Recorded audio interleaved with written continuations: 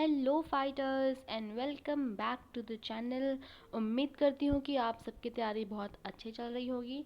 तो इसी उम्मीद के साथ हम आज की वीडियो को कंटिन्यू करते हैं और जिसमें हमारा पहला जो वर्ड है वो है कैपिटुलेट। कैपिटुलेट का मतलब होता है सरेंडर, और अगर हम इसका हिंदी मतलब देखें तो इसका हिंदी मतलब है आत्मसमर्पण करना।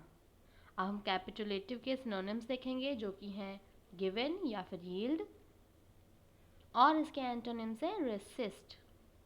रिपीट करते हैं वर्ड को फिर से एक बार। जो हमारा वर्ड है वो है कैपिटुलेट, जिसका मतलब होता है सरेंडर या फिर आत्मसमर्पण करना। इसके सिनोनिम्स हैं गिवन या फिर यील्ड, और इसके एंटोनिम्स हैं रेसिस्ट। अब हम देखते हैं इसका एग्जाम्पल।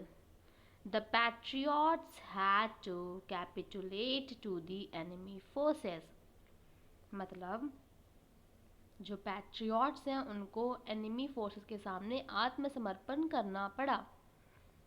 बढ़ते हैं नेक्स्ट वर्ड की तरफ, और ये हमारा प्यारा सा वर्ड है टैंजिबल। टैंजिबल का मतलब होता है पैल्पेबल, जिसका मतलब है वास्तविक। और टैंजिबल के सिनोनिम्स हैं टैक्टाइल या फिर मटेरियल, और इसके एंटोनिम्स हैं इनटैंजिबल, टैंजिबल, इनटैंजिबल। रिपीट करते हैं वर्ड को। हमारा वर्ड है टैंजिबल, जिसका मतलब है पैल्पेबल या फिर वास्तविक। इसके सिनोनिम्स हैं टैक्टाइल या फिर मटेरियल, एंटोनिम्स हैं इनटैंजिबल। एग्जाम्पल देखते हैं। The ambience of neglect and abandonment was almost tangible। मतलब जो भी एटमॉस्फेयर था वहाँ पे नेग्लेक्ट का और अबैंडन का वो पूरी तरह से या फिर लगभग लगभग वास्तविक ही था। बढ़ते हैं नेक्स्ट वर्ड की तरफ, और ये हमारा वर्ड है इम्प्लीकेशन। इम्प्लीकेशन का मतलब होता है सजेशन, और इम्प्लीकेशन का हिंदी मतलब है निहितार्थ। इसके सिनोनिम्स हैं इंटरफेरेंस और इंसिनुएशन, एंटोनिम्स हैं एक्सप्लिसिट स्टेटमेंट। रिपीट करते हैं। वर्ड है इम्प्लीकेशन, जिसका मतलब होता है सजेशन या फिर निहितार्थ, और इसके सिनोनिम्स हैं इन्फेरेंस या फिर इंसिनुएशन, एंटोनिम्स हैं एक्सप्लिसिट स्टेटमेंट। बढ़ते हैं एग्जाम्पल की तरफ। The implication is that no one person at the bank is responsible. मतलब ऐसा सजेशन दिया जा रहा है, फिर ऐसी बातें निकल के आ रही हैं कि बैंक में कोई भी पर्सन रिस्पॉन्सिबल नहीं था। नेक्स्ट वर्ड की बात करें तो वो है नेव। नेव का मतलब होता है इनोसेंट, जैसे कि आप और हम और भी बाकी बहुत से लोग होते हैं। इसका हिंदी मतलब है भोला भाला।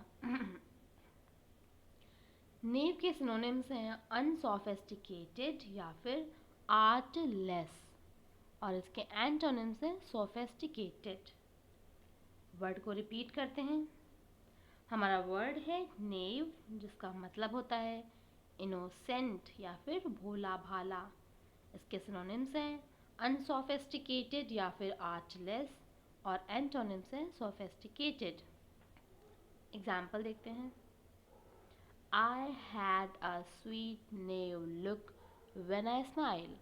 मतलब मेरी एक बहुत ही स्वीट और भोली भाली सी लुक होता है मेरा जब मैं स्माइल करता हूँ या करती हूँ। बढ़ते हैं नेक्स्ट स्लाइड की तरफ, और इसमें हमारा फर्स्ट वर्ड है प्रोस्क्राइब। प्रोस्क्राइब का मतलब होता है फॉरबिड या फिर बहिष्कार करना। आप सबको भी अपनी लाइफ में जो भी बैड हैबिट्स हैं उनको प्रोस्क्राइब करना है, उनको फॉरबिड करना है, उनका बहिष्कार करना है। इसके सिनोनिम्स हैं प्रोहिबिट या फिर बैन, और एंटोनिम्स, आई थिंक एंटोनिम्स गलत हो गया है, सिनोनिम्स एंटोनिम्स सेम नहीं हो सकता। बढ़ते हैं, सॉरी, वर्ड को रिपीट करते हैं। वर्ड है प्रोस्क्राइब, जिसका मतलब है फॉरबिड या फिर बहिष्कार करना। इसके सिनोनिम्स हैं प्रोहिबिट या फिर बैन।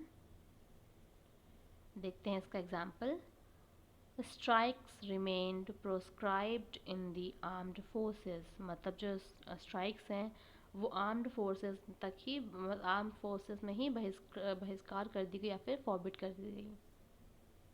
बढ़ते हैं नेक्स्ट वर्ड की तरफ, और ये वर्ड है इम्पेयर।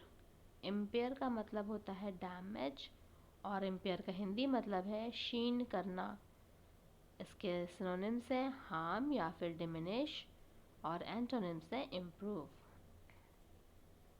रिपीट करते हैं वर्ड को।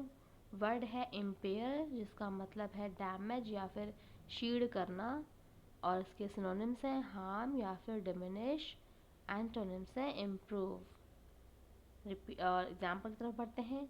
अ noisy job could permanently impair their hearing, मतलब एक नॉइसी जॉब क्या कर सकती है, परमानेंटली किसी की सुनने की क्षमता को डैमेज कर सकती है, क्षीण कर सकती है। बढ़ते हैं नेक्स्ट स्लाइड की तरफ, और इसमें हमारा पहला वर्ड है इंट्रिंसिक।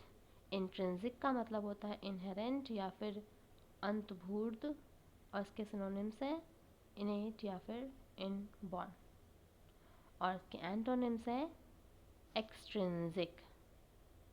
रिपीट करते हैं। वर्ड है इंट्रिंसिक, जिसका मतलब होता है इनहेरेंट या फिर अंतर्भूत। इसके सिनोनिम्स हैं इनेट या फिर इनबॉर्न, और एंटोनिम्स हैं एक्सट्रिंसिक। चलते हैं एग्जाम्पल की तरफ। Access to the arts is intrinsic to a high quality of life, मतलब आर्ट का एक्सेस होना क्या करता है, एक हाई क्वालिटी ऑफ लाइफ को इनहेरेंट करता है। बढ़ते हैं नेक्स्ट वर्ड की तरफ, और ये हमारा वर्ड है रेनेज, जिसका मतलब होता है गो बैक ऑन, और इसका हिंदी मतलब है छोड़ना। सिनोनिम्स हैं ब्रेक या फिर बैक आउट ऑफ, और एंटोनिम्स हैं कीप। रिपीट करेंगे वर्ड को। वर्ड है रेनेज, जिसका मतलब है गो बैक ऑन या फिर छोड़ना। इसके सिनोनिम्स हैं ब्रेक या फिर बैक आउट ऑफ, और एंटोनिम्स हैं कीप। एग्जाम्पल देखते हैं। If you renege on the deal now I fight you in the court, मतलब अगर अभी तुम डील को छोड़ते हो तो मैं तुमसे कोर्ट में लड़ूंगा। लड़ूंगा इन द सेंस मारपीट वाला नहीं, वो लीगल प्रोसीजर के थ्रू। बढ़ते हैं नेक्स्ट और लास्ट स्लाइड की तरफ। इसमें जो हमारा वर्ड है वो है टेनासिटी। टेनासिटी का मतलब होता है परसिस्टेंस, और इसका हिंदी मतलब है दृढ़ता। अगर हम इसके सिनोनिम्स देखें तो वो है डिटर्मिनेशन या फिर परसेवरेंस, और यही नाम मेरी लाइब्रेरी का भी है, परसेवरेंस लाइब्रेरी गोमती नगर। अगर आपका कोई दोस्त या फिर आप खुद भी गोमती नगर में रहते हो तो प्लीज़ एक बार आके विज़िट करें। आई होप कि आपको गोमती नगर में सबसे अच्छी जो भी चीज़ें हैं सब हमने कोशिश की है कि वो आपको सब मिल सके यहाँ पे। चलिए खैर आगे बढ़ते हैं, और इसके एंटोनिम्स है इररिजोल्यूटनेस। रिपीट करते हैं वर्ड को। वर्ड है टेनासिटी, जिसका मतलब होता है परसिस्टेंस या फिर दृढ़ता। इसके सिनोनिम्स हैं डिटर्मिनेशन या फिर परसेवरेंस, और एंटोनिम्स हैं इररिजोल्यूटनेस। एग्जाम्पल देखते हैं अब हम। She fought with tenacity born of anxiety, मतलब उसने पूरी दृढ़ता के साथ लड़ाई करी जो कि एंजाइटी के साथ बॉर्न हुई थी। लास्ट हमारा जो वर्ड है वो है वेरी। वेरी का मतलब होता है डिफ़र, और इसका हिंदी मतलब है पृथक होना। इसके सिनोनिम्स हैं रेंज या फिर एक्सटेंड, और एंटोनिम्स हैं एग्री। रिपीट करते हैं वर्ड को। वर्ड है वेरी, इसका मतलब होता है डिफ़र या फिर पृथक होना। इसके सिनोनिम्स हैं रेंज या फिर एक्सटेंड, और एंटोनिम्स हैं agree.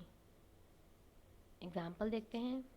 The properties very in price, मतलब जो प्रॉपर्टीज़ हैं उनके जो प्राइस हैं वो डिफ़र हो रहे हैं। तो ये थे हमारे आज के 10 वर्ड्स। अब मिलते हैं आपसे नेक्स्ट वीडियो में, तब तक के लिए thank you and bye bye.